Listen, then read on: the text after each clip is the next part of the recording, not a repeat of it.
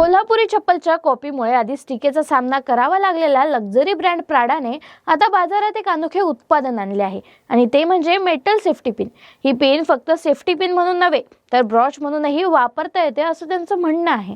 पण त्याची किंमत मात्र डोळे उघडणारी असून सुमारे $775 म्हणजेच अंदाजे 69,000 रुपये एवढी आहे। या उत्पादनाची घोषणा झाल्यापासून सोशल मीडियावर खळबळ उडाली आहे।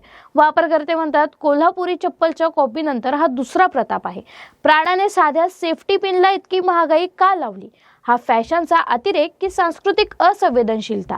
मागील वादात प्राडाने पारंपरिक भारतीय कोल्हापुरी चप्पलच्या डिझाईनची नक्कल केल्याचा आरोप झाला होता। त्यामुळे स्थानिक शिल्पकार आणि भारतीय फॅशन प्रेमींमध्ये रोष निर्माण झाला। तसं प्राडाने माफी मागितली होती, पण आता हे नवीन उत्पादन त्या जखमेवर मीठ चढवण्यासारखे वाटत आहे। फॅशन जगात लक्झरी ब्रँड्स पारंपरिक घटकांचा वापर करतात, पण तो आदराने व्हायला हवा असा मतप्रदर्शन आता होत आहे। प्राडाच्या या निर्णयाने पुन्हा प्रश्न उपस्थित झाले आहेत की लक्झरी म्हणजे काय? साध्या वस्तूंची महागाई की सर्जनशीलता? ही चर्चा सोशल मीडियावर जोर धरत असून तुम्हाला या टाचन पिनबद्दल काय वाटते नक्की सांगा।